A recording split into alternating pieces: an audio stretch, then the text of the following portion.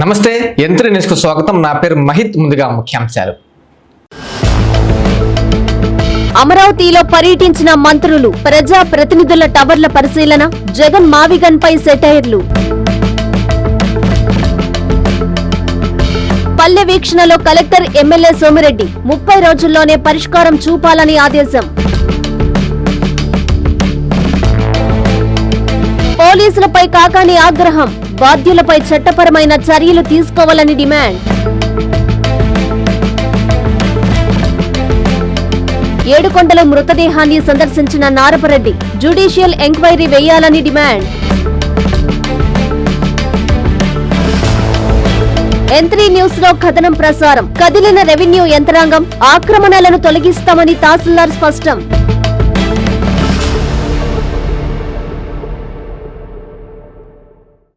అమరావతి రాజధానిలో రాష్ట్ర మంత్రులు నారాయణ, నిమ్మల రామానాయుడు, రాష్ట్ర అధ్యక్షులు పల్లా శ్రీనివాసులు పర్యటించారు. ఎమ్మెల్యే, ఎమ్మెల్సీల టవర్లను వారు పరిశీలించారు. నిర్మాణంలో తీసుకున్న జాగ్రత్తలను వారికి మంత్రి నారాయణ వివరించారు. అనంతరం మీడియాతో మాట్లాడుతూ జగన్ మావిగన్ పై సెటైర్లు వేశారు.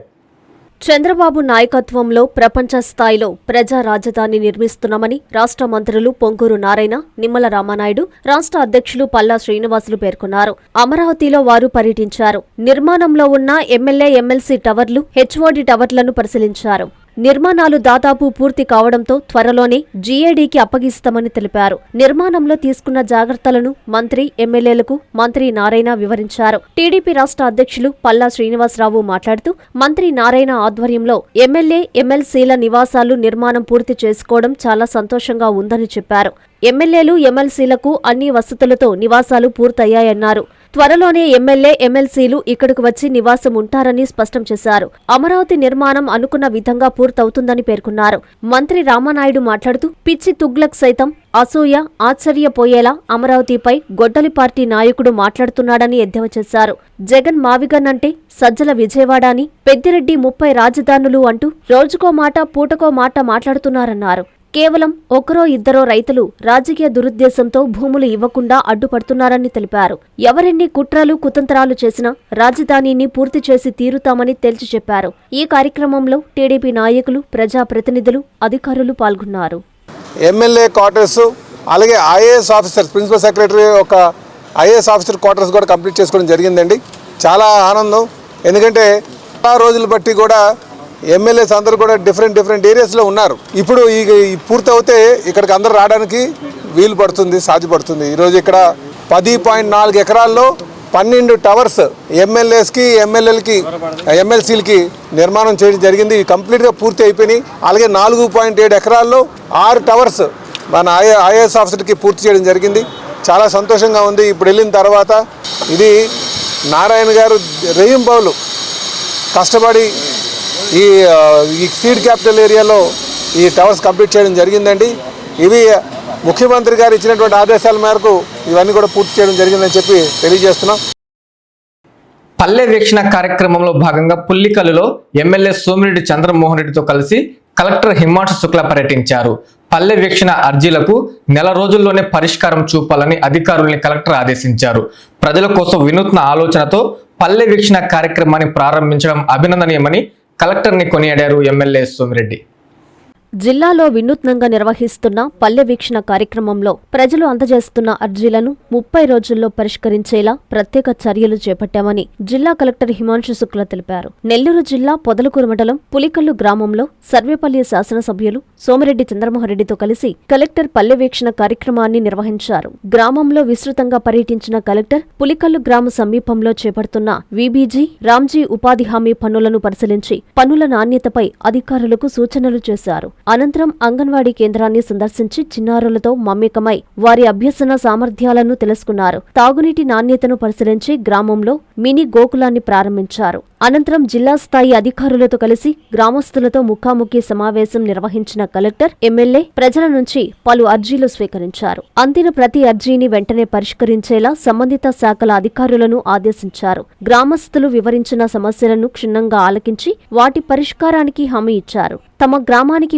చేసిన ఎమ్మెల్యే, కలెక్టర్ గ్రామ సమస్యలను తక్షణమే పరిష్కరించడంపై గ్రామస్తులు ప్రత్యేక కృతజ్ఞతలు తెలిపారు. కలెక్టర్ మాట్లాడుతూ ప్రతి గ్రామంలో ప్రభుత్వ సంక్షేమ అభివృద్ధి కార్యక్రమాలు 100% సమర్థవంతంగా అమలవుతున్నాయా, అర్హులందరికీ అందుతున్నాయా అనే విషయాలను ప్రత్యక్షంగా పరిశీలించడమే పల్లె వీక్షణ కార్యక్రమం ప్రధాన ఉద్దేశమన్నారు. ఎమ్మెల్యే సోమిరెడ్డి చంద్రమోహన్రెడ్డి మాట్లాడుతూ జిల్లా కలెక్టర్ వినూత్న ఆలోచనతో ప్రారంభించిన పల్లె వీక్షణ కార్యక్రమం ద్వారా ప్రజల సమస్యలను నేరుగా తెలుసుకొని సానుకూల దృక్పథంతో పరిష్కరిస్తుండడం అభినందనీయమన్నారు. అనంతరం డిఆర్డీఏ ఆధ్వర్యంలో ఉన్నతి పథకం ద్వారా లబ్ధిదారులకు రుణాలు పంపిణీ చేశారు. ఈ కార్యక్రమంలో జిల్లా స్థాయి అధికారులు, సిబ్బంది, స్థానిక ప్రజా ప్రతినిధులు, నాయకులు, ప్రజలు పాల్గొన్నారు.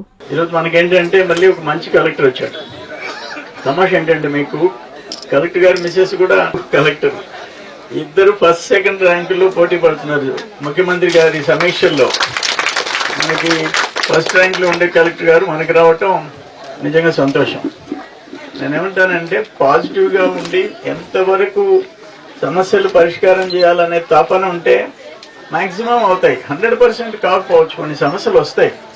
అయితే నేను శాసనసభలో ఇప్పుడు కలెక్టర్ గారు ఇక్కడికి వచ్చిన తర్వాత తెలిసింది, కలెక్టర్ గారికి కూడా నేను శాసనసభలో చెప్పా.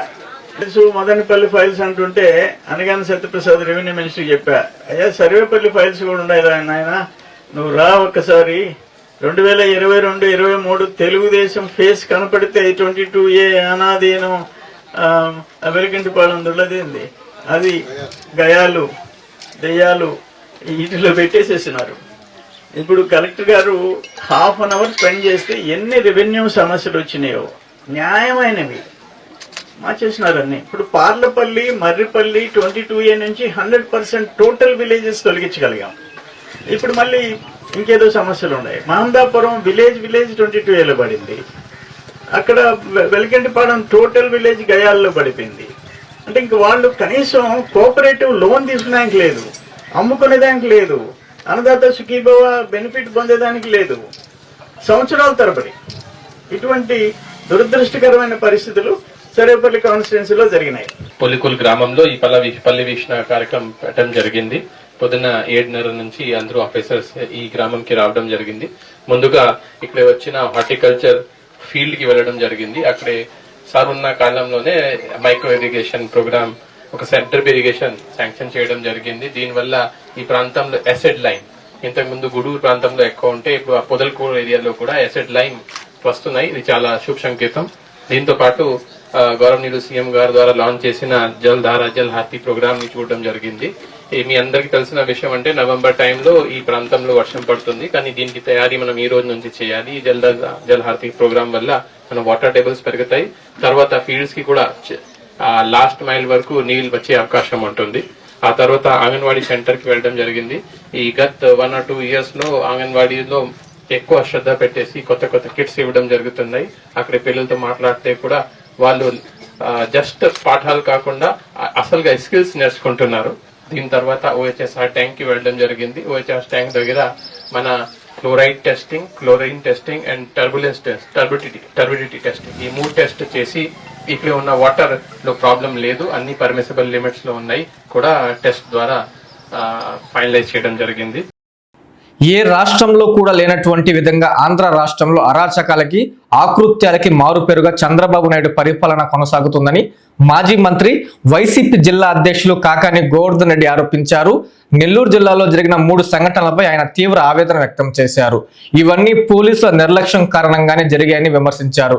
వెంటనే ప్రభుత్వం స్పందించి బాధ్యులపై చట్టపరమైన కఠిన చర్యలు తీసుకోవాలని మీడియా సమావేశంలో కాకాని డిమాండ్ చేశారు. జరిగేటువంటి పరిణామ క్రమంలో మీరు ముద్దాయిల్ని బెదిరించడం, వాళ్ళ దగ్గర లేనిపోయినటువంటి వాంగ్మూలాలు తీసుకోవడం, ఏదో ఒక విధంగా వాళ్ళని మీ చెప్పు చేతుల్లో పెట్టుకోవాలనేటువంటి ఆలోచన చేయడం, ఇది సరైనటువంటి పద్ధతి విధానం కాదు. ఇప్పటికైనా ఎవరైనా తప్పు చేస్తే మీరు కఠినంగా వ్యవహరిస్తే వాళ్ళలో మార్పు వస్తుంది, పరివర్తన వస్తుంది, సిబ్బంది మారి పనిచేస్తారు. అలా కాకుండా తప్పు చేసినటువంటి వాడిని ఎవరో మిమ్మల్ని ఒత్తిడి చేస్తే మీరు వాడు తప్పు చేసినా సరే మీరు వాళ్ళని సమర్థించండి అంటే ఒక ఉన్నత అధికారిగా మీరు వాళ్ళని సమర్థించేటువంటి ప్రక్రియ కొనసాగిస్తే భవిష్యత్తులో మీ మాట కూడా వినేటువంటి పరిస్థితి ఉండదు. విచ్చలవిడితనం ఎక్కువైపోతుంది.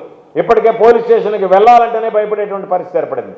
ఇక పోలీస్ స్టేషన్ అంటే పారిపోయేటువంటి పరిస్థితి ఏర్పడుతుంది. రక్షణ కల్పించాల్సినటువంటి పోలీసు వ్యవస్థ, రక్షణ కల్పించాల్సినటువంటి పోలీస్ స్టేషన్లు ఈరోజు వాళ్ళకి మృత్యు కుహాలుగా మారిపోయాయి కాబట్టే ఈరోజు అక్కడి నుంచి పారిపోయేటువంటి పరిస్థితి ఏర్పడింది.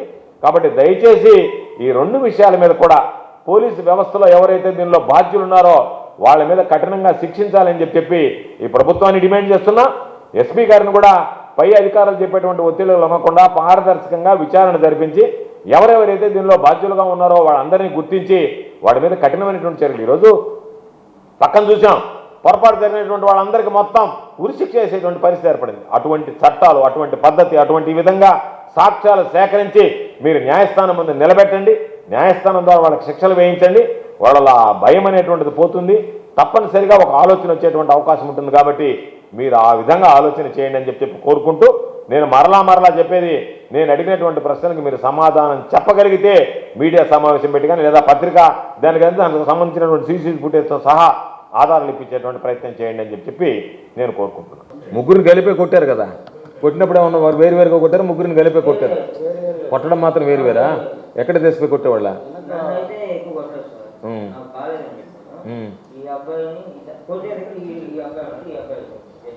నువ్వు కోటి దగ్గర నువ్వునే అంటే నువ్వు దిట్టంగా ఉన్నావు కాబట్టి కొట్టారేమో. తీసుకెళ్ళి వెనక క్వార్టర్స్ ఉన్నాయా? ఆ క్వార్టర్స్లో కొడతారా నిన్ను ఇద్దరిని? ఆ క్వార్టర్స్లో ఎట్ట కొడతారా? చేత్తో కొడతారా లాఠీతో? బెల్ట్తో కొట్టారు ఫస్ట్. ఆ క్వార్టర్స్ తీసుకొని కాలు దాపి వెనక్కి ఈడ్చి కొట్టారు. అతన్ని మామూలుగా బెల్ట్తో కొట్టారు. అక్కడ మీ ముందు కొట్టినప్పుడు ఇద్దరిని కలిపి వేరువేరుగా కొట్టారు. గంగపట్నం చంద్రశేఖరయ్య సేవలు చిరస్మరణీయమని మంత్రి యానం, ఎమ్మెల్యే సోమిరెడ్డిలు కొనియాడారు. జంగాల కండ్రిగలో జరిగిన చంద్రశేఖరయ్య ఉత్తర క్రియల్లో వారు పాల్గొని ఆయన చిత్రపటానికి నివాళులర్పించారు. వారి కుటుంబ సభ్యుల్ని పరామర్శించి ధైర్యం చెప్పారు. నెల్లూరు జిల్లా సంగ మండలం జంగాల కండ్రిగ గ్రామంలో మాజీ జెడ్పీటీసీ గంగపట్నం చంద్రశేఖరయ్య ఉత్తర క్రియల కార్యక్రమం ఘనంగా నిర్వహించారు. ఈ కార్యక్రమంలో రాష్ట్ర దేవాదాయ శాఖ మంత్రి ఆనం రామనారాయణ రెడ్డి, సర్వేపల్లి ఎమ్మెల్యే సోమిరెడ్డి చంద్రమోహన్రెడ్డి పాల్గొని చంద్రశేఖరయ్య చిత్రపటానికి పూలమాలలు వేసి ఘన నివాళులర్పించారు. అనంతరం గంగపట్నం చంద్రశేఖరయ్య కుటుంబ సభ్యులను పరామర్శించి వారికి ప్రగాఢ సానుభూతి తెలియజేస్తూ ధైర్యం చెప్పారు. తమ కుటుంబంతో చంద్రశేఖరయ్యకు ఎంతో ఆత్మీయత, అనుబంధం ఉందని, ప్రజాసేవలో ఆయన అందించిన సేవలు చిరస్మరణీయమని కొనియాడారు. మండల అభివృద్ధి కోసం ఆయన చేసిన కృషిని ఎప్పటికీ మరువలేనిమని పేర్కొన్నారు. చంద్రశేఖరయ్యతో తమకు ఎంతో సన్నిహిత అనుబంధం ఉందని గుర్తు చేసుకున్నారు. ప్రజల కోసం ఆయన చూపిన నిబద్ధత, అంకిత భావం ప్రతి ఒక్కరికి ఆదర్శమని అన్నారు. మండల అభివృద్ధిలో ఆయన పోషించిన పాత్ర విశిష్టమైనదని, ఆయన సేవలను ప్రజలు ఎప్పటికీ స్మరించుకుంటారని తెలిపారు. ఈ కార్యక్రమంలో ఆనం రంగమయ్యరెడ్డి, సోమశిల ప్రాజెక్టు చైర్మన్ కేశవ చౌదరి, తాళ్లూరి గిరినాయుడు, పలువురు ప్రజా ప్రతినిధులు,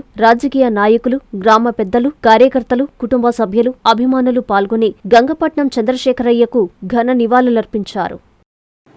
జంగాల కండ్రిగలో జరిగిన మాజీ జెడ్పీటీసీ చంద్రశేఖరయ్య ఉత్తర క్రియల్లో ఎంపీ వేమిరెడ్డి ప్రభాకర్ రెడ్డి పాల్గొన్నారు. డిప్యూటీ మేయర్ రూప్ కుమార్ యాదవ్తో కలిసి ఆయన చిత్రపటానికి నివాళులర్పించారు. ప్రజల కోసం ఆయన చూపిన నిబద్ధత, అంకిత భావం ప్రతి ఒక్కరికి ఆదర్శమని కొనియాడారు వేమిరెడ్డి.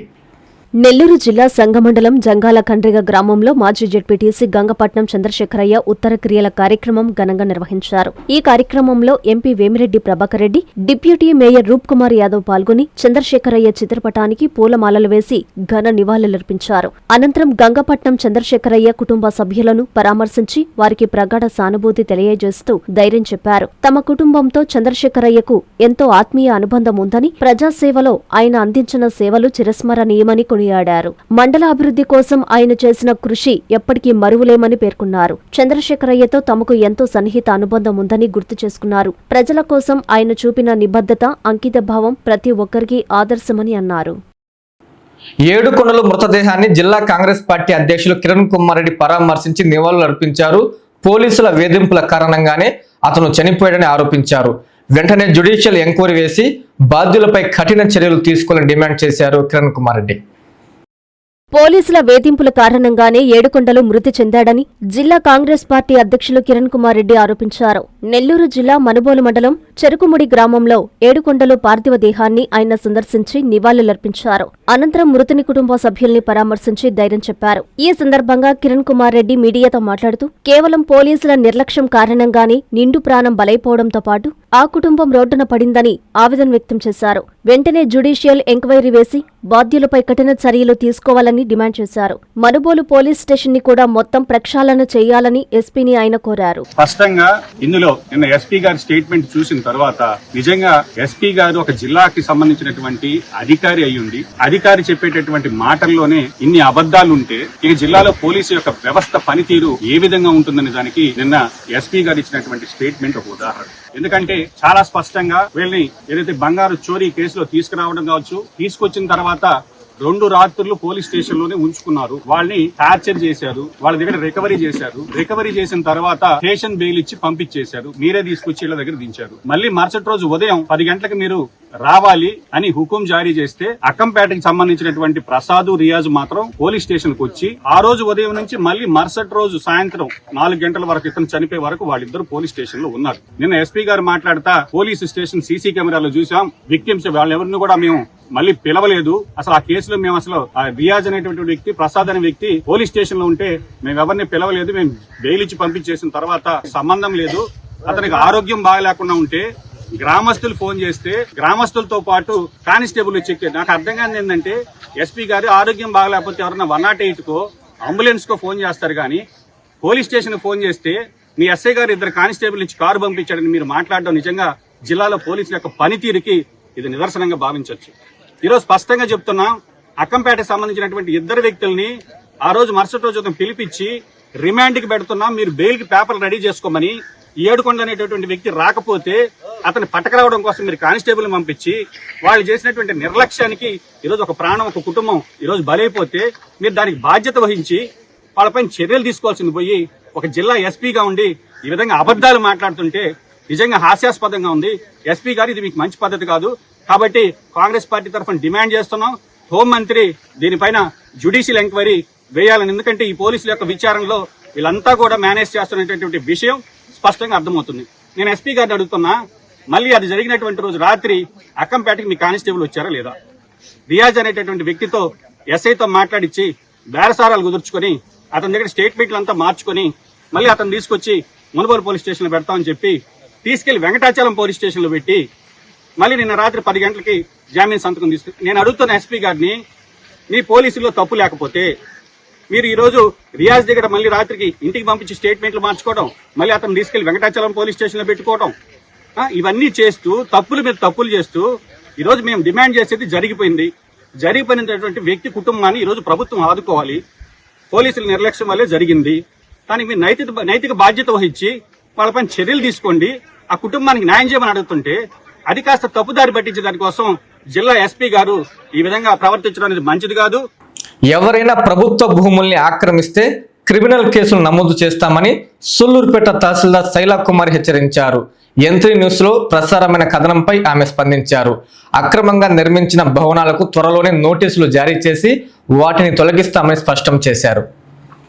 తిరుపతి జిల్లా సూళ్లూరుపేట మున్సిపాలిటీ పరిధిలో ప్రభుత్వ భూముల ఆక్రమణలపై ఎంత్రీ న్యూస్ లో కోట్ల విలువైన ప్రభుత్వ భూమి కబ్జా అన్న కథనం ప్రసారమైంది. దీనిపై రెవెన్యూ అధికారులు స్పందించారు. ప్రభుత్వ స్థలాల పరిరక్షణకు వెంటనే చర్యలు చేపట్టిన అధికారులు సంబంధిత లేఅవుట్లో సర్వే నిర్వహించి ప్రభుత్వ భూములను గుర్తిస్తూ బోర్డులు ఏర్పాటు చేస్తున్నట్లు తెలిపారు. ఈ సందర్భంగా తహసీల్దార్ శైలా కుమారి మాట్లాడుతూ ప్రభుత్వ స్థలాల్లో అక్రమంగా నిర్మించిన భవనాలకు త్వరలోనే నోటీసులు జారీ చేసి చట్టపరమైన ప్రక్రియ అనంతరం వాటిని తొలగిస్తామని స్పష్టం చేశారు. అలాగే మండల పరిధిలోని ప్రభుత్వ భూములను ఎవరైనా ఆక్రమించినా ఉపేక్షించబోమని, అలాంటి వారిపై చట్టపరమైన చర్యలతో పాటు క్రిమినల్ కేసులు కూడా నమోదు చేస్తామని హెచ్చరించారు. ప్రభుత్వ ఆస్తుల పరిరక్షణ విషయంలో ఎలాంటి రాజీ ఉండదని, ప్రభుత్వ భూములను కాపాడేందుకు రెవెన్యూ శాఖ కట్టుదిట్టమైన చర్యలు కొనసాగిస్తుందని ఆమె తెలిపారు.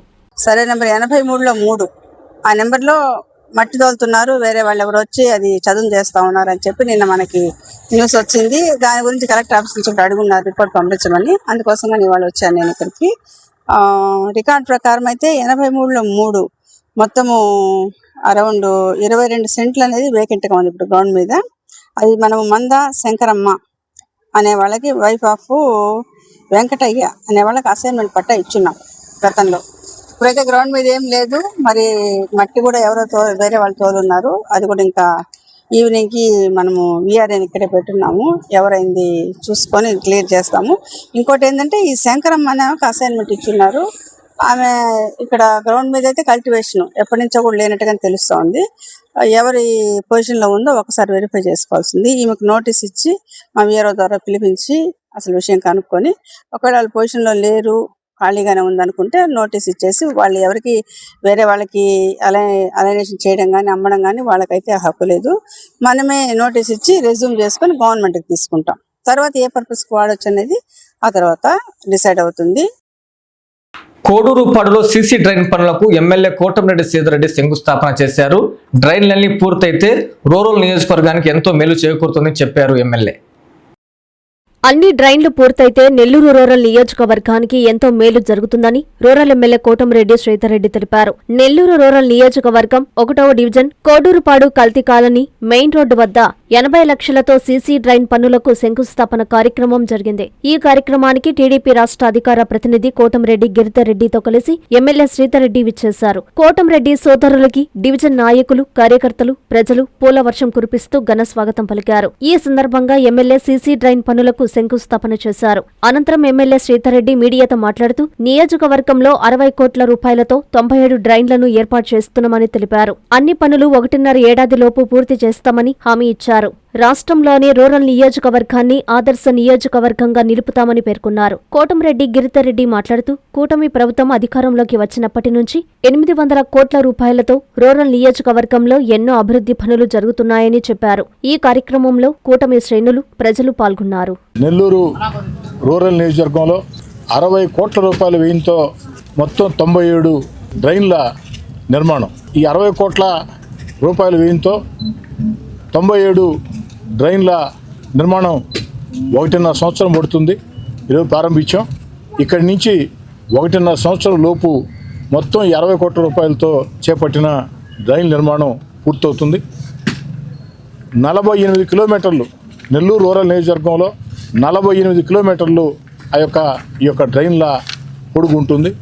ఇది రూరల్ నియోజకవర్గానికి ఎంతో మేలు చేస్తుంది. 60 కోట్ల రూపాయల నిధులతో 97 పనులు అన్నీ కూడా డ్రైన్లు నిర్మాణం. ఈ డ్రైన్ నిర్మాణం పూర్తి చేసినట్లయితే 48 కిలోమీటర్ల మేర ఆ యొక్క డ్రైన్లు పనులు పూర్తవుతాయి. దానివల్ల ప్రజలకి ఎంతో మేలు జరుగుతుంది. దీన్ని మొట్టమొదటగా నెల్లూరు రూరల్ నియోజకవర్గానికి ఈశాన్యమైనటువంటి కోడూరుపాడులో ఈ యొక్క గ్రామంలో శంకుస్థాపన చేయడం జరిగింది. ఈ పనులు వేగవంతంగా నాణ్యతా ప్రమాణాలతో జరిగేదానికి స్థానిక శాసనసభ్యుడిగా నేను కానీ ఎక్కడికక్కడ తెలుగుదేశం పార్టీ నాయకులు, అటు క్లస్టర్ ఇన్ఛార్జీలు, కో క్లస్టర్ ఇన్ఛార్జీలు, డివిజన్ అధ్యక్షులు అందరూ కూడా అనుబంధ సంఘాల నాయకులు దగ్గరుండి అటు తెలుగుదేశం, జనసేన, బీజేపీ, ఎన్డీఏ కూటమిలో ఉన్నటువంటి నాయకులు అందరూ కూడా కలిసికట్టుగా ఆ యొక్క కాంట్రాక్టర్కి స్థానికంగా అన్ని రకాల కూడా సహకరిస్తూ ఈ పనులు వేగవంతంగా ముందు తీసుకుపోవడానికి కృషి చేస్తామని తెలియజేసుకుంటూ నోడా నిధులతో ఏదైతే ఆ యొక్క 40 లక్షల రూపాయల వ్యయంతో రేపు ఎల్లుండో టెండర్లు పిలవబోతున్నాం. ఆ త్వరలోనే దాన్ని ప్రారంభించి వీలైనంత త్వరగా పొదలకూరు రోడ్డు తరహాలో, గాంధీనగర్ రోడ్డు తరహాలో కొత్తకాల రోడ్డును కూడా సెంట్రల్ లైటింగ్తో సర్వాంగ సుందరంగా తెలియజేసుకుంటూ కోడూరుపాడు గాండ్లపాడెంలో 53 లక్షల రూపాయలతో సిమెంట్ రోడ్డును కూడా అతి త్వరలో ప్రారంభిస్తామని చెప్పిన కూడా మాట చెప్తాం.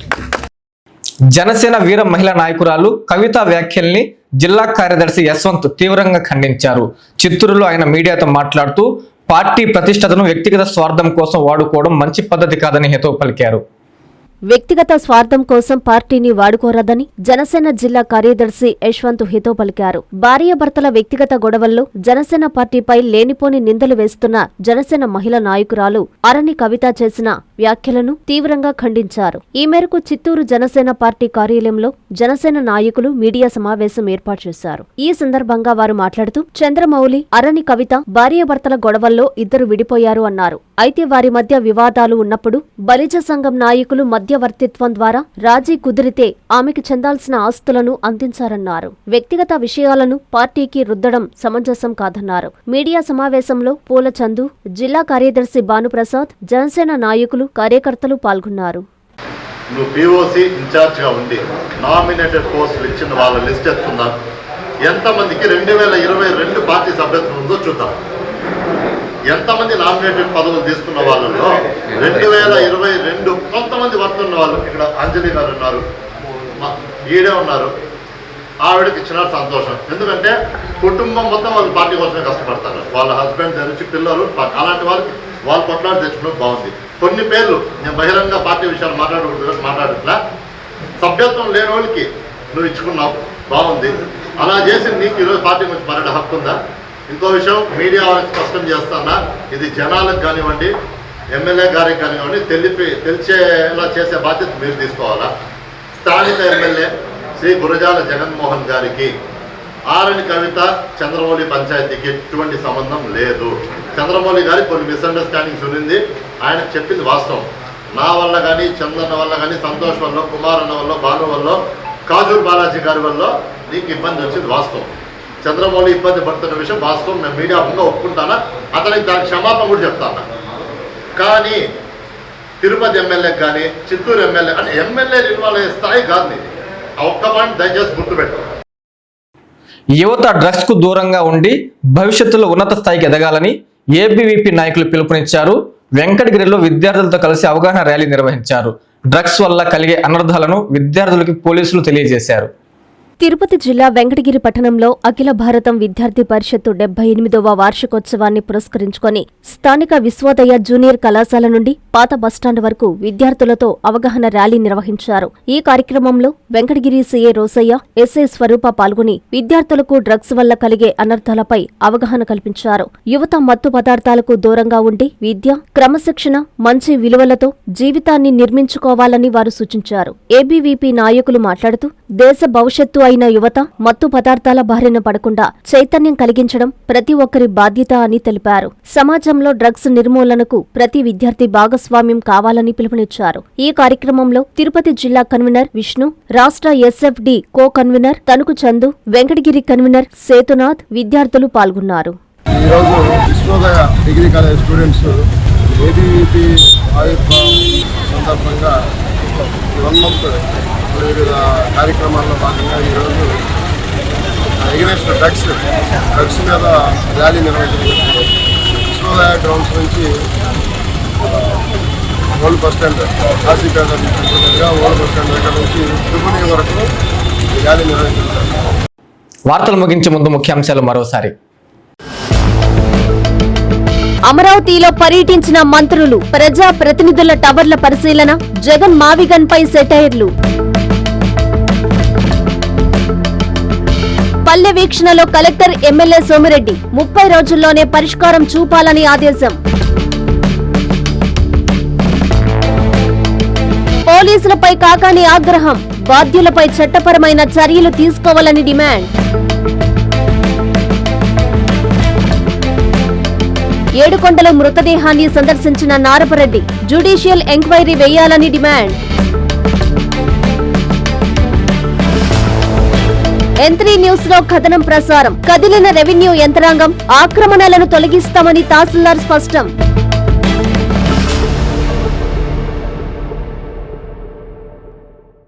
ఇవి బులెటిన్ల వార్తలు. చూస్తూనే ఉండండి N3 టీవీ.